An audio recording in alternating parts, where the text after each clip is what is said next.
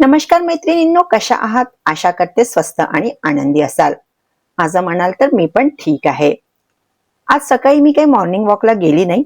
सकाळी उशिराच उठले, कारण की सध्या घरातली डीप क्लिनिंगचे काम सुरू आहे. त्यामुळे मी जरा जास्तच थकत आहे.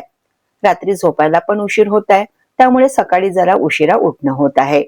सकाळचा चहा ठेवलेला आहे. आज अंगणाचं पण काम काही मी केलेलं नाही, कारण की मला लवकर लवकर स्वयंपाक आटपून मग मला पॅन्ट्रीची आज क्लिनिंग करायची आहे. चहा घेतला, त्यानंतर मग स्वयंपाकाला सुरुवात केली. आज मी थोडा वेळ रिलॅक्स सुद्धा झाली नाही. चहा घेतल्याबरोबर लगेचच मी स्वयंपाकाला सुरुवात केली. आज स्वयंपाकात मला पालक डाळ करायची आहे आणि सोबत मी करणार आहे भेंडी. डाळ कुकरमध्ये धुवून घेतलेली आहे आणि आता पालक कापून घेत आहे. त्यासोबतच मी इथे टमाटर घातलेला आहे, थोडा कांदा घातलेला आहे आणि 2 हिरव्या मिरच्या घालत आहे. कुकरमध्येच मी चवीनुसार मीठ टाकून देते आणि आता मी कुकर लावून घेतलेला आहे. नेहमीप्रमाणे मी गंजात भात ठेवलेला आहे. भात पण जवळपास आता होतच आलेला आहे. त्यानंतर आता मग मी भेंड्या कापून घेते.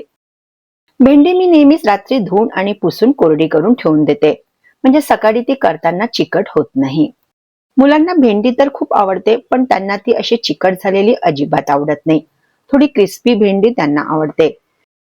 भेंडी कापून झाली, मग भेंडीला फोडणी द्यायला सुरुवात केली. मी भेंडीमध्ये टमाटर घालत असते. तुम्ही घालता का?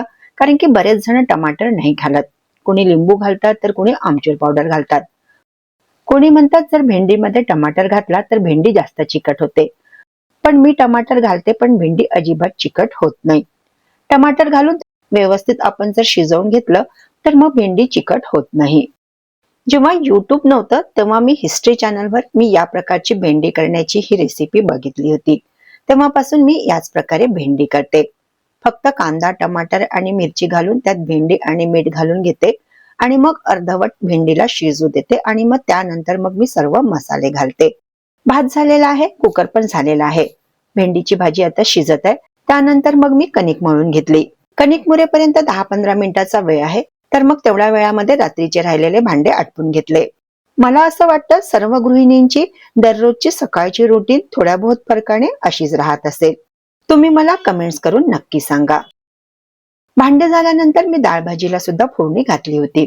आता इथे डाळ भाजी माझी झालेली आहे. आता त्यात कोथिंबीर घालून घेतलेली आहे.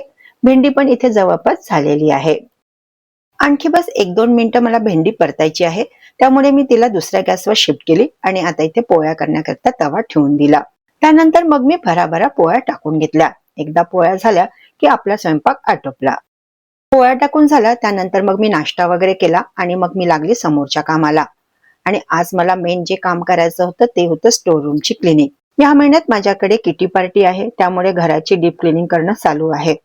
तशी ही सर्व क्लिनिंग प्रत्येक महिन्यात मी करतच असते, पण यावेळेस जरा तब्येतीमुळे सर्व माझ्या डीप क्लिनिंगची कामे रेंगाळल्या गेली. याबद्दल मी तुम्हाला मागच्या व्हिडिओमध्ये सुद्धा सांगितलेलं होतं. तब्येतीमुळे डीप क्लिनिंगची कामे जी प्रत्येक महिन्यात व्हायची ती सगळी मागे पडली आणि घर जरा जास्तच अस्तव्यस्त झालेले आहे. पॅन्ट्री जरा आतल्या भागात असल्यामुळे तिच्याकडे तर हमखास दुर्लक्ष होतं. पण आता किटी पार्टी आहे म्हटल्यावर घर आता नीट क्लीन करणं आवश्यकच असतं, कारण की बाया येणार म्हटल्यावर आपल्याला मग इथे तब्येतीचं पण कारण काही चालत नाही. मग आपली तब्येत बरी असो की नसो, घर हे व्यवस्थित करावंच लागतं. चला, गमतीचा भाग सोडला तर घराची क्लिनिंग ही निमित्ताने न करता सातत्याने व्हायला हवी, कारण की घर हे नेहमी नीट क्लीन आणि ऑर्गनाइज असायलाच हवं. हा एक होम मेकिंगचा भाग आहे. आपण परफेक्ट गृहिणी असायलाच पाहिजे हे आवश्यक नाही, पण आपलं घर नीट क्लीन आणि ऑर्गनाइज ठेवण्यामध्ये सातत्य हे ठेवायलाच पाहिजे. पॅन्ट्री मी एकाच वेळी पूर्णपणे खाली केली नाही, कारण की एवढे सारे सामान ठेवायला मग मला खूप अडचण जाते. त्यामुळे मी एक सेल्फ मधलेच कंटेनर काढत आहे आणि मग त्या शेल्फला व्यवस्थित झाडून पुसून घेतलं आहे आणि नव्याने मग न्यूजपेपर लावून घेतलेला आहे. त्यानंतर मग मी सर्व डब्बे वगैरे व्यवस्थित पुसून रिअरेंज करून घेतले. आज सर्व डब्बे किंवा प्लास्टिक कंटेनर वगैरे मी व्यवस्थित स्वच्छ पुसून ठेवून देते. नंतर मग मी एक दिवस एक शेल्फचे कंटेनर आणि डब्बे मग घासून स्वच्छ धुवून घेईल.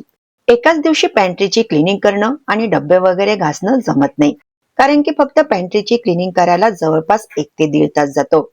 बाकी घरातही अवांतर कामही करावीच लागतात. आमच्या वेळेस ना ह्या स्टील डब्यांची खूपच जास्त क्रेज होती. तेव्हा असे काही प्लास्टिकचे कंटेनर पण निघालेले नव्हते, स्टील डब्बेच होते. उन्हाळी वाळवण ठेवायला वगैरे मोठमोठेच डब्बे घ्यावे लागायचे. आणि वर्षभराच्या पण धान्याची साठवणूक करायला लागायची, त्यासाठी पण मोठेच डबे आवश्यक असायचे.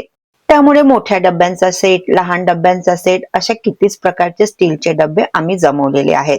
पण आता त्या डब्यांची क्लिनिंग करणं आणि त्यांची क्लिनिंग मेंटेन ठेवणं थोडं जडच जातं.